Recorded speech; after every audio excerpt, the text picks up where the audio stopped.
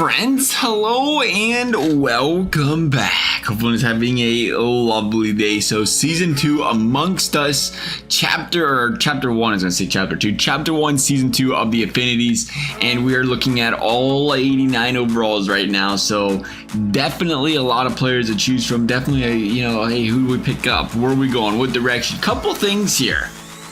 And as always, build your own strategy, do as you please. I'm looking at a couple things.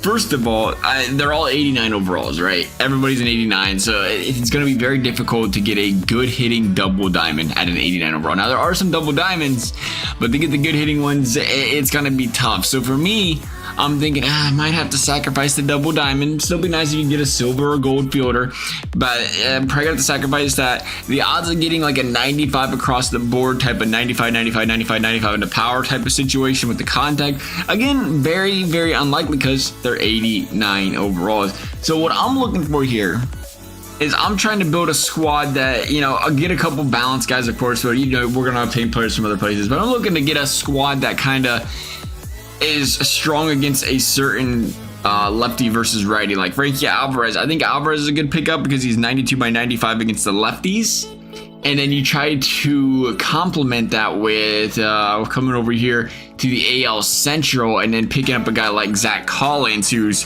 88 by 104 against the righties. So you throw one on the bench, you end up with a lefty, you swap him in and out in a game. I think something like that works very well. That's a great strategy to have with these 89s starting out. I don't believe there's another. No, this is not. I thought there was another catcher. Now I like the Mark Canna. He's a good card as well. 116 by 99. Again, strong power against the righties.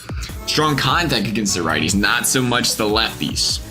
He does have a little bit of power against the lefties, but again, the guy, the thing is he's silver, but you guys get guys like Kalinick. 94, 78, 80, 70. Yeah, he's great in the field, double diamond. Something you kind of want as a center fielder, but he's really lacking in the hitting category. Same with Letty Tavares, and you're gonna, sacrifice that. And I think that's kind of when you build a team, you're gonna have to consider which ones are worth it.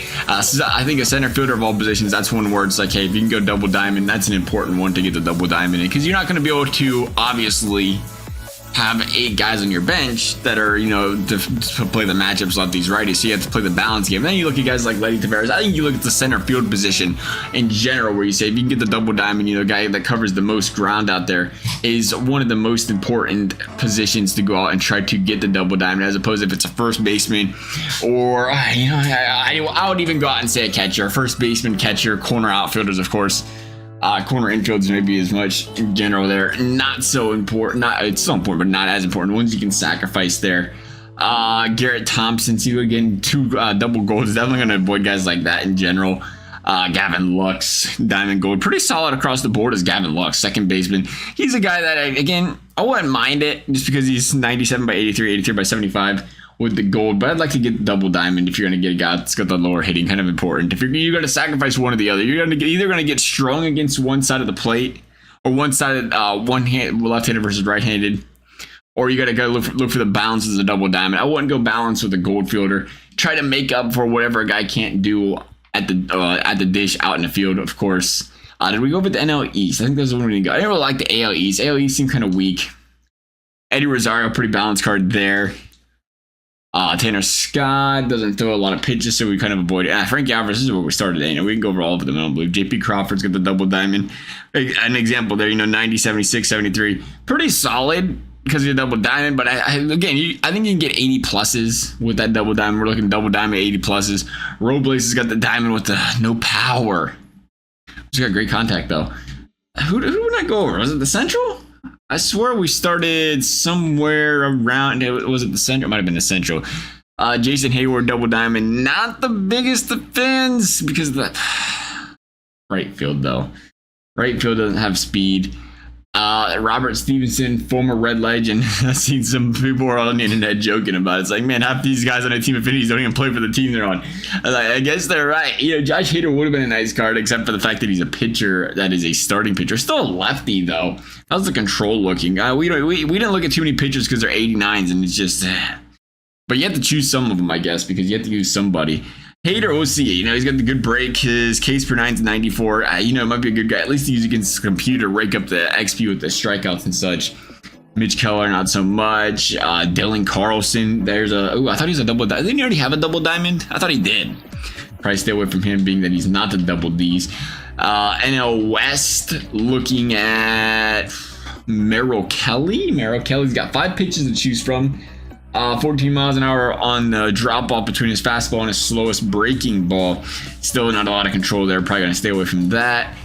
Garrett Thompson was the gold there. Gavin Lux is where we looked at earlier. Again, I like the Gavin Lux if he would just be a freaking diamond, but still pretty solid across the board. You're getting at 83 plus the contact, 83 plus power against the righty, 75. I like him if you're choosing him out of the West. I think that's probably my best selection. And I was gonna say, just in case we didn't see the drop off there.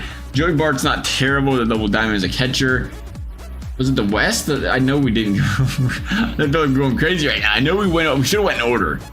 That's what we should have done. I think it was the year it was. Forrest Whitley, 100 flat on the case per 9. Big drop off there in his pitch, 17 miles an hour from the sinker to the 12-6. Doesn't throw a fastball though, interestingly enough, but still a lot of pitches to choose from. One of those guys with a big repertoire there. Jared Walsh was the guy with the good power of common fielding, bronze fielding.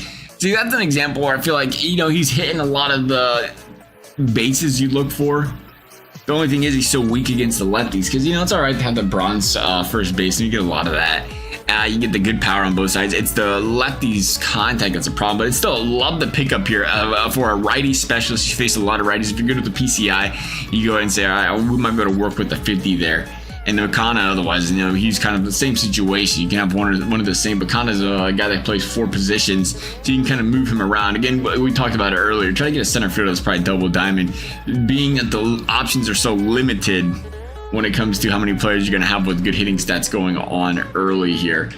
Nonetheless, we will look at the AOL. Let's look at the East one time. I wasn't a fan. It really wasn't. That was the one I was like, oh, let's just, you know, take it away. But, you know, Santander is kind of like one of those balanced guys, 78, 81. We was talking about if he's going to get the double diamond, get a guy that's balanced across the board. And Santander, well, he's probably the man out of this one. Tristan Cesas, kind of balanced, a little stronger against the righties with a silver fielding. Jackson Frazier being a silver fielder as well, kind of avoiding that. Ryan Yarborough throwing 73 to 87, so it's just straight 89, we should say, straight turd balls. I might be able to sling it up there harder than that. Probably, I was gonna say probably not. I don't know. I might be able to. Probably gonna avoid that just because you know, even the break's only 91. You gotta max that break out if you gotta throw that slow.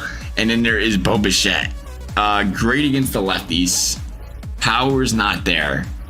A little bit more, probably one of the better fielding shortstops though out of all the selections though. If you do want to go that direction, it's not a terrible one. You know, there is some balance there, especially against the lefties. If you throw Bichette in there with the gold fielding, I don't mind using him if he was to select one as well. Probably stick with that Santander though there as a right fielder. Nonetheless, for real this time, that is going to wrap things up for this video. As always, thank y'all for watching. We'll see you next time.